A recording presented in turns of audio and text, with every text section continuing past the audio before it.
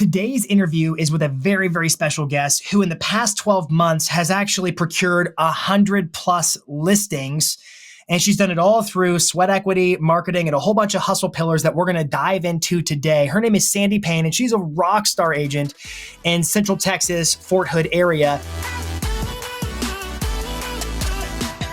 Sandee, welcome to This Week in Marketing. I am so glad you're here to have this conversation about what you're doing that has just created such tremendous results in your business.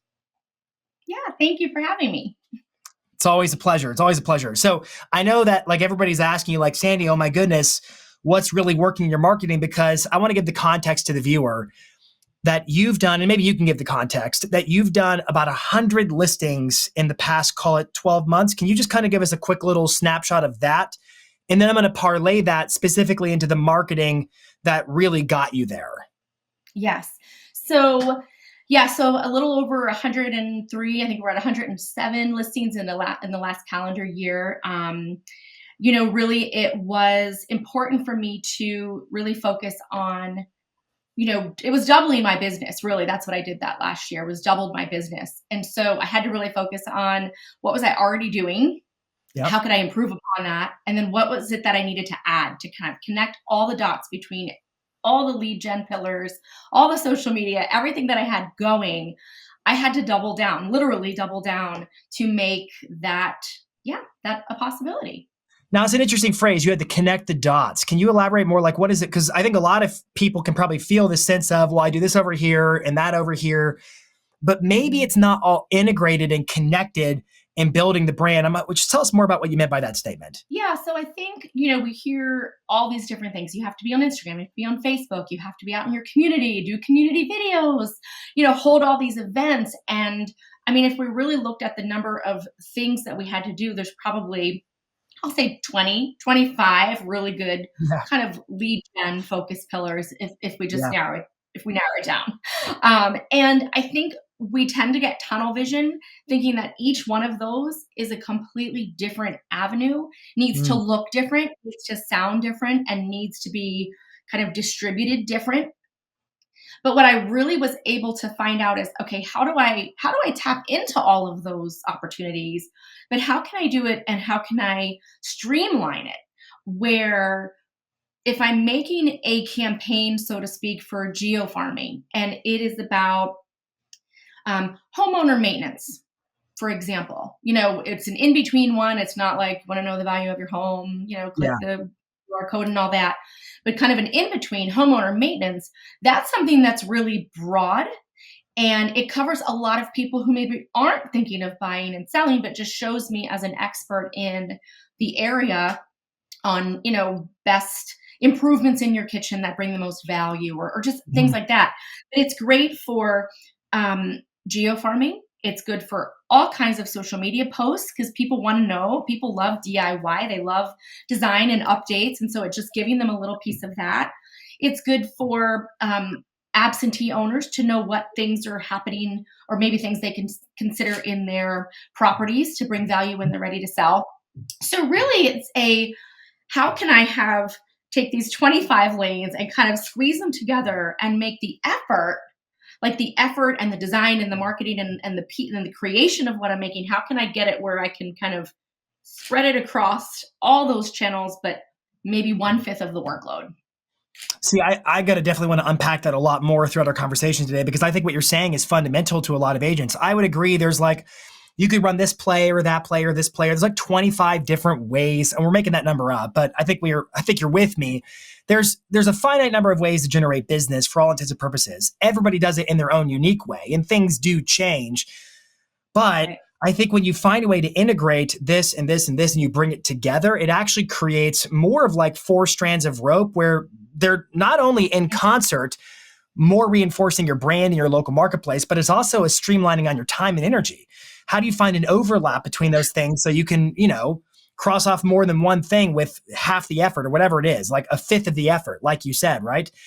Now, I know in particular, social media is for so many agents, this sort of untapped, how do I tame the beast of social media? There's so much pressure to do what they're doing and be somebody that maybe you're not comfortable being. But at the same time, you hear people like me saying all the time, well, marketing without content is like a bow without arrows. And so without having content, it almost in a way negates all your marketing. So talk to us about how you sort of put like social media, Instagram, all that stuff in the center of your marketing, your content, and how you found your voice and all of that in a way that ultimately positioned your business to generate over 100 listings. Yeah. So I think for me, we look at a lot of, like you said, we see all these social media and we want to R&D, that classic rip off and duplicate.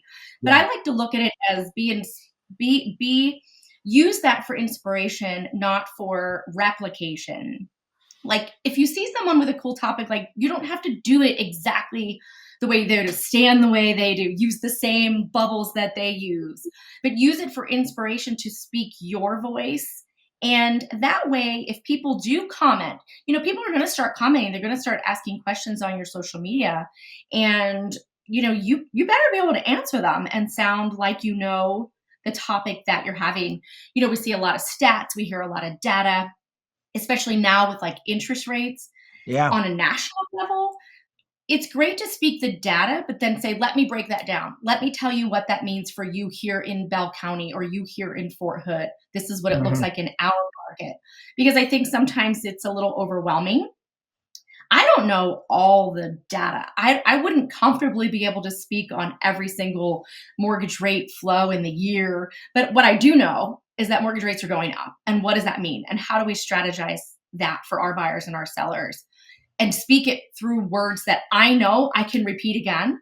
If a client calls me and says, hey, I saw a video when you were talking about buyer strategy and all the ways you're winning, what would that mean for me? I need to be able to talk about that and what that means in my relevant market. Yeah, I think it's super smart. And I think like when you talk about like the expertise of an agent, ultimately an agent is being hired based upon their competence, their expertise, but the word expertise is dynamic. So for you, just for example, I know you have a really strong staging background, interior design, and sort of the aesthetics of home is something great for you. Now, if it were me, that would be a completely missing subject because it's just not in my wheelhouse in terms of competence. But like the data is right up my alley. So I think there's also this element of appealing to your vibe attracts your tribe. And so ultimately just being comfortable with, well, where am I skilled? What is my most appropriate content mix so that I'm talking about the subjects most relevant to me and my expertise versus trying to be somebody maybe I'm not? Is that sort of along the lines of what you're sharing here? Yeah, exactly. Because I've gone on listing appointments through my social media because they see me and they say, oh, she's got a lot of things. They like you said, they're attracted to me. And these days I'm very upfront, like, well, what made you choose me? Like, why was I an option? And a lot of times they'll say, like, we follow you on social media. You're so good with design. You're always sharing tips and trends. And we know that our home needs those things. And we see you do it for other people. And we want you to do that for us. And so again, that just kind of goes back to, we walk around all day. Like we are literally walking from the time we wake up, content creators in our industry. The conversations we have, the people we meet with, the properties we visit, good, bad, or weird, whatever. And I think sometimes we get so wrapped around the exactly what to say rather than just saying what it is that we do it's not really behind the scenes because it is, we're out there and we're doing it. But I think sometimes we get very, just kind of tunneled into look at my new listing, or just sold, just listed. But where are all the things in between? How did you get to all of those things? The stories. So I think that's super true. And when I look at your content on Instagram, for instance, I've seen an evolution. It's, not only have you in the past 12 months ish listed over 100 properties, but I've also seen your social media presence change. And I've also seen you take real command and ownership over your subject matter expertise.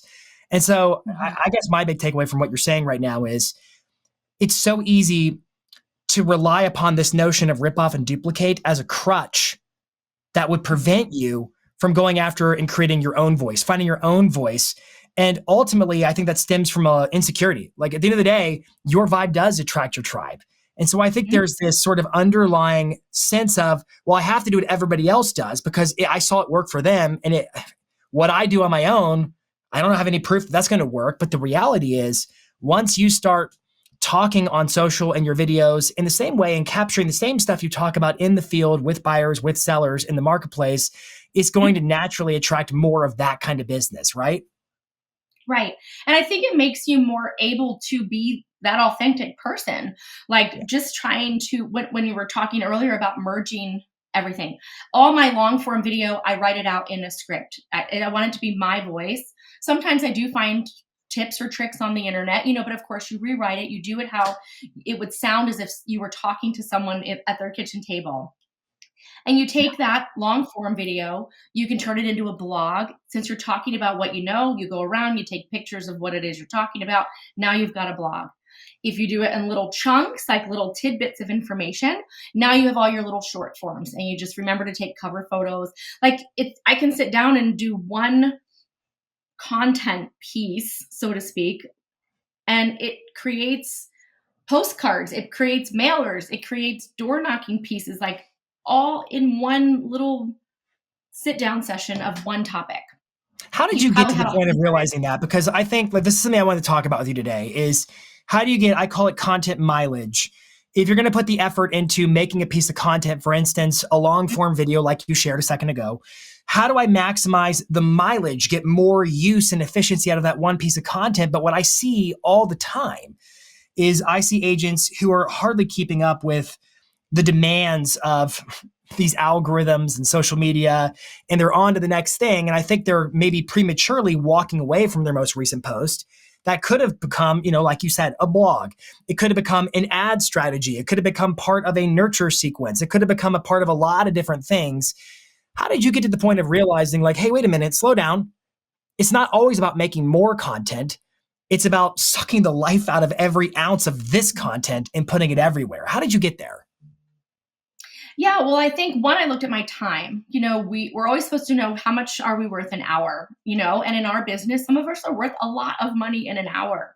And I have to look at that hour of time and say, okay, am I going to get, if what I'm spending my hour on, is it for the good of my client, right? Is it going to bring them value? Is it going to be something that they're going to want to watch? And ultimately, is it going to have a return on that hour? Yeah. So if I know and I can look at my insights and say, okay, it took me 2 hours, 4 hours, 6 hours, whatever, to create this piece, and I have just say on YouTube, the long form has 3 hours worth of viewing time total. The Instagram has 1,000 views. So I'm like, okay, that's some time. So if I kind of look at all of the time across all of the platforms, was it worth my time creating? Because if you create one video, you stick it on Instagram, it gets 20 views. I'm sorry, it probably wasn't worth my time. And when you have a goal, like 100 listings, that's not 100 appointments. That's not anything to do with buyers. That you just have to be so intentional with every minute that you spend in that creation. And I think planning the creation and then doing the creation. So I know I'm going to create a piece on selling your home for the holidays. Okay, I'm going to do a long form. I'm going to do a short form. I need to have 5 little nuggets between that. And you can flow chart it out almost so that when you actually film the content, you know what you're filming is going to fill all of those little spaces that you need it for. What do you mean those little nuggets or spaces? What kind of spaces or nuggets? Like I want to say, I want to have 5 reels that I'm going to throw into captions with the words and the emojis, right? So I want to have 5 little pieces out of this. I also want to have, the long form video with B-roll overlay. I want to have it written in the blog with 6 or 7 photos of what I'm talking about, that kind of break up the writing. And if you know what you want, when you go to capture the creation, like capture what it is, you're taking all of those things into consideration. The difference would be, I'm going to make a video on decorating your house for the holidays when you're selling, like how much is too much, Yeah. And then I make this whole video and then I go to try to edit it and I'm like, oh, I wish I had a picture of this, or I wish I said, made it more into 3 tips. So kind of planning out what you want from that content that you know you're going to spread across all of your platforms and your postcard. If you're doing geo farming and you want to send out 2 postcards this month because it's Christmas on, you know, selling your home for the holidays, like know in your mind what that postcard is going to look like and what the message is, so that when you create that big piece in the beginning, you have it, break it up, multi-purpose everywhere. So a couple of things, if I could interject, a couple of things. One, it really does sound like when you had that challenge given to you, 100 listing appointments, your thinking must have completely changed, where I think a lot of agents look at Instagram or social and they're like, I want to get more views, but there's not the question of, well, why? How's that going to help you get more business? And it seems like everything got prioritized to, is this going to help me achieve my goal of more listings or not, was the first thing. So in a lot of ways, that's sort of like a permission to ignore. I'm no longer going to give into the constant do this, do that, do this, do that, be like this person, be like that person kind of, I don't know, stuff that we get from social media. It creates this sense of, well, if you don't do this, you're obsolete, or you're a dinosaur, you're falling behind. You're going to let go of that baggage. That's the first thing, because you have a goal. That's the power of a goal that aligns you to doing things that are in accordance with the fulfillment of that goal.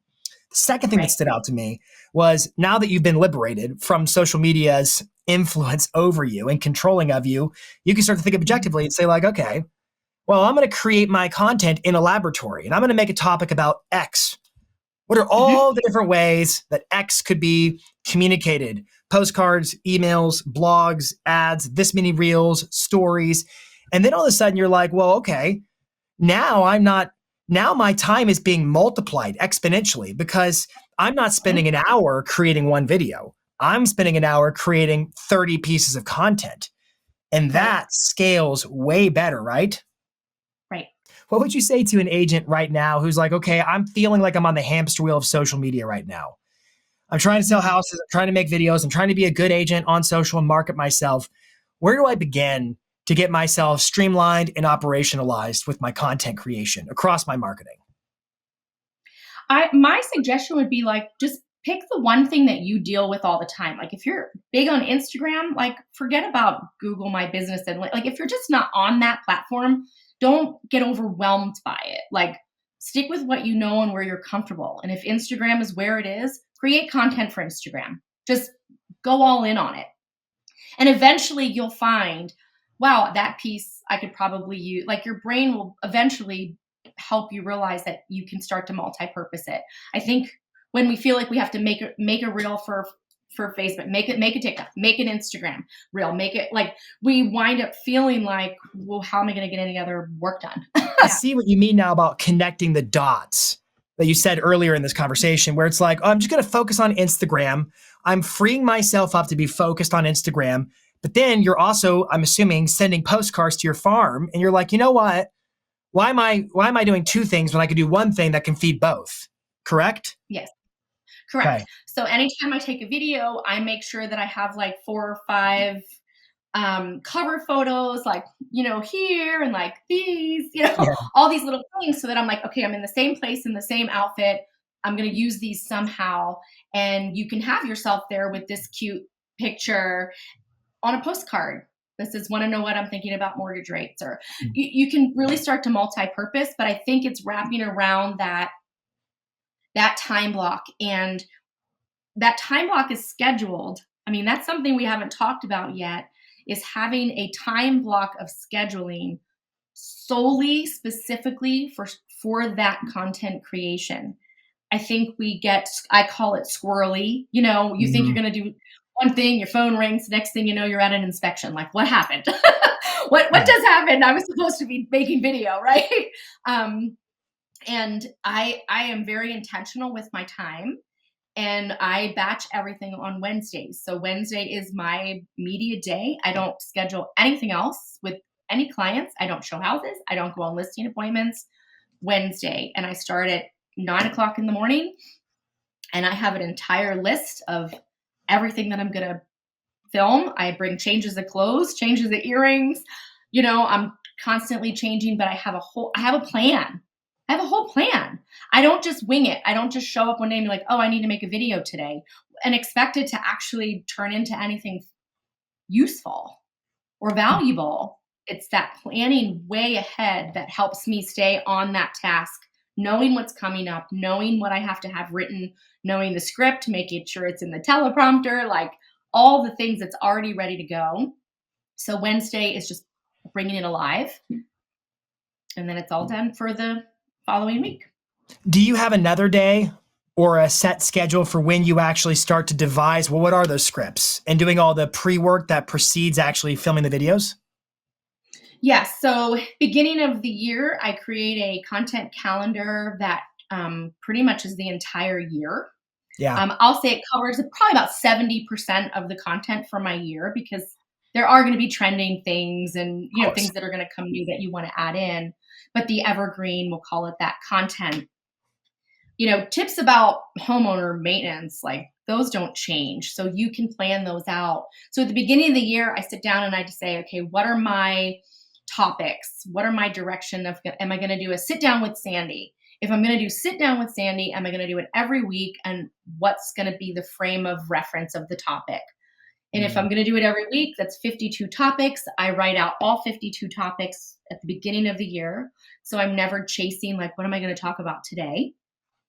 And they literally go on a desk calendar with colored tabs, like a little old school, but that allows me to kind of move things around. And then also with that, I say, well, how am I going to film it?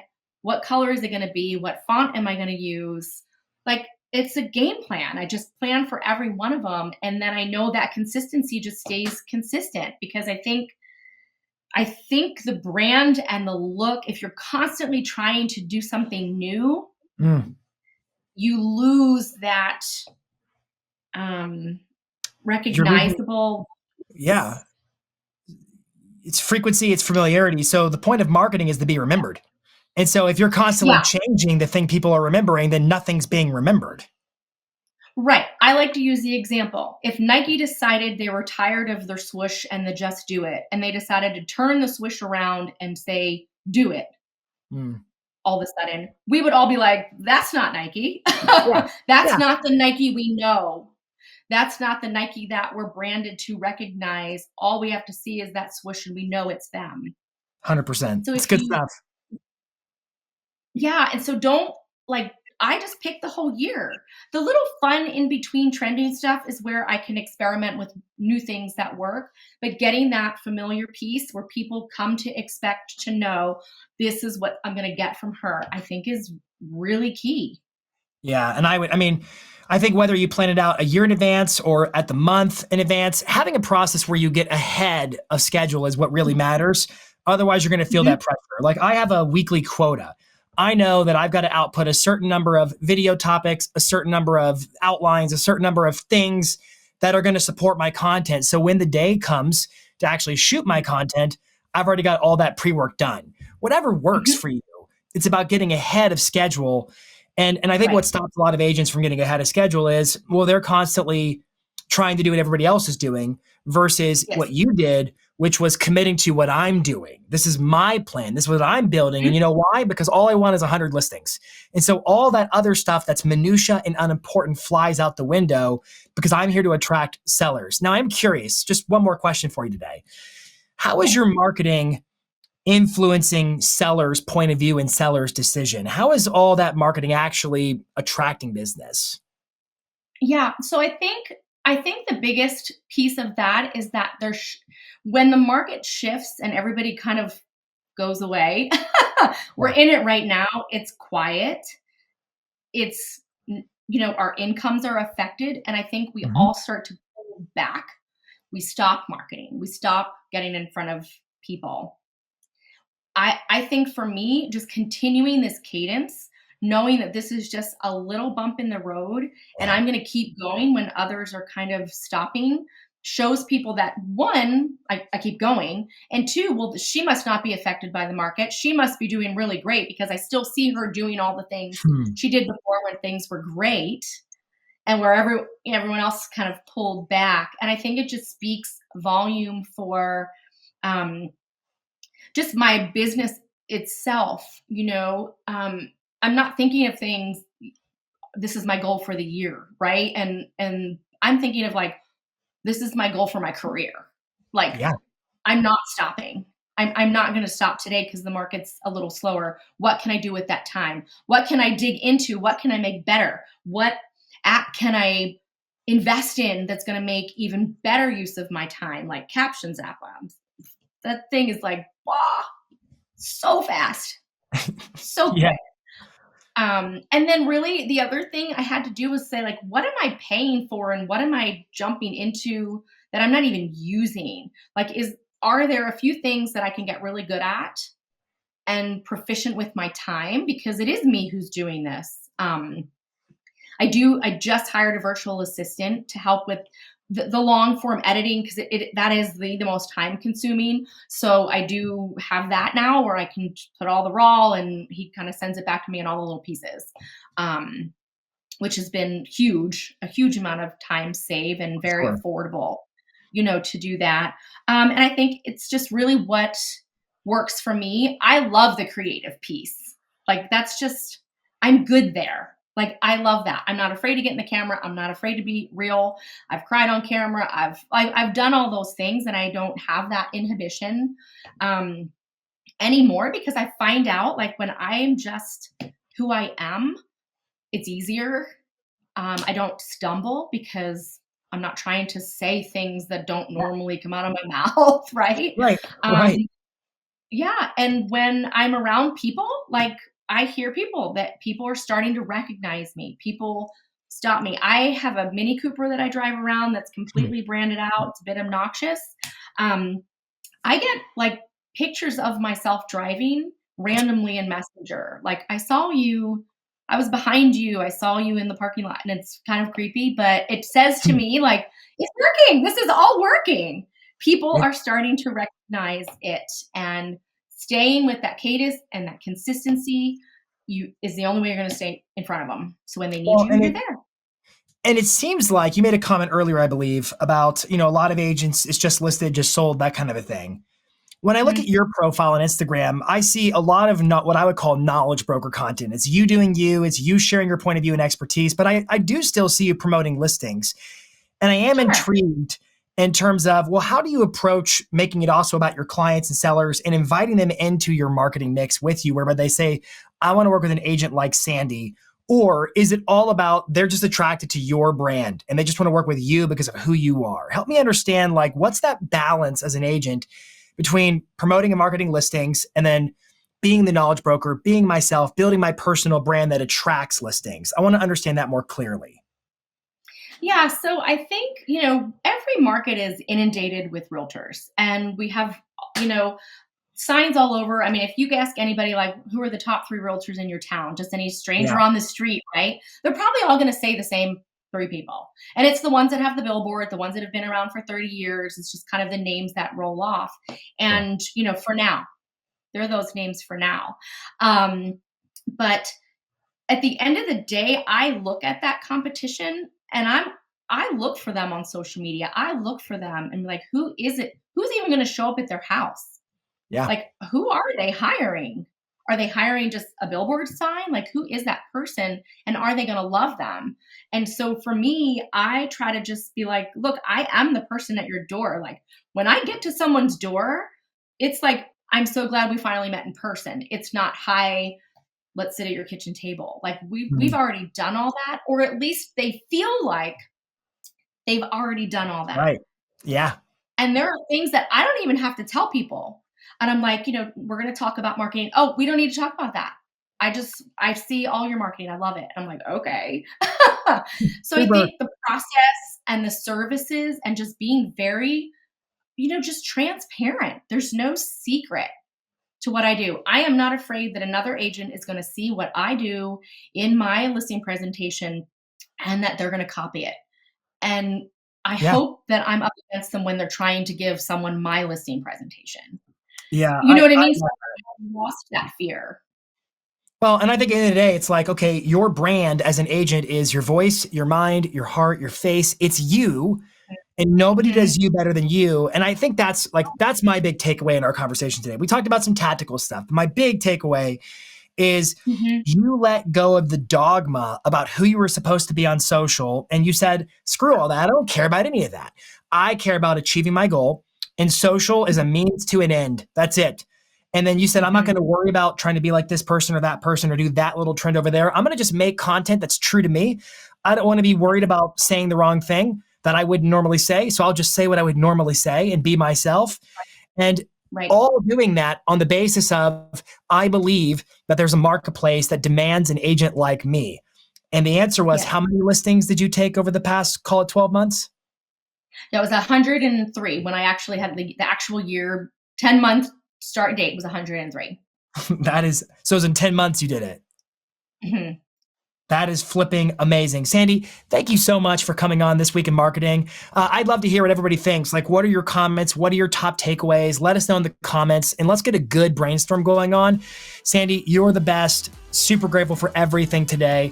So until next week, this is This Week in Marketing.